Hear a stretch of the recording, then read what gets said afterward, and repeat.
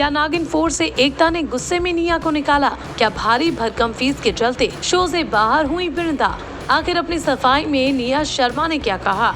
जी हाँ, एकता कपूर भले ही सामने आकर नागिन 4 पर ताला लगाने का ऐलान कर चुकी हूँ, लेकिन सूत्रों के मुताबिक ऐसा फैसला उन्होंने शो के बजट बिगड़ जाने की वजह से किया। यहाँ तक कि कहा तो ये भी जाने लगा है कि निया की भारी भरकम फीस ही उनके रास्ते का रोड़ा बनी और इसीलिए उन्हें शो से बाहर का रास्ता दिखाया गया। लेकिन अब इन तमाम खबरों के सामने आने के बाद खुद सामने आकर निया शर्मा ने अपनी सफाई दी है और अपनी फीस पर बड़ा बयान दिया है। जी हाँ, निया ने बताया है कि क्या उनकी फीस ही वाकई उनके शो से बाहर होने की वजह बनी। तो सुनिए, निया के मुताबिक पैसों की वजह से उन्हें शो से बाहर नहीं किया गया, बल्कि इसकी एकमात्र वजह लॉकडाउन है। हालांकि वो ये बात मानती है कि वो शो की सबसे महंगी नागिन थी। दरअसल टाइम्स ऑफ इंडिया से बातचीत में निया ने ये बात कही।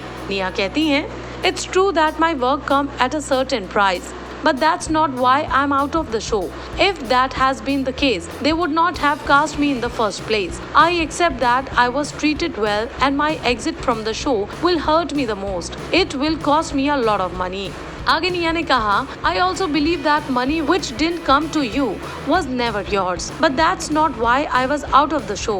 If I was expensive, they would not. Lockdown is the reason why this decision was taken. And looking at the current scenario, I might have to compromise and accept pay cut in future."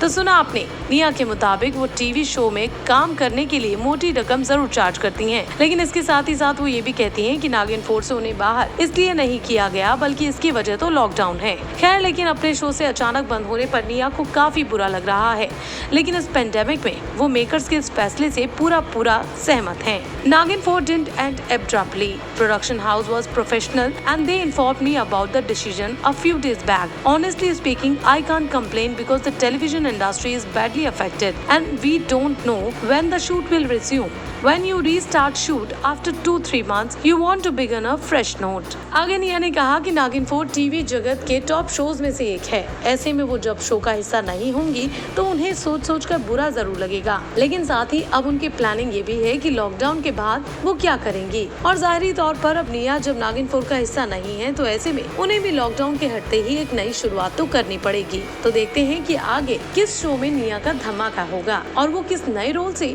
Fans का मनोरंजन करेंगी।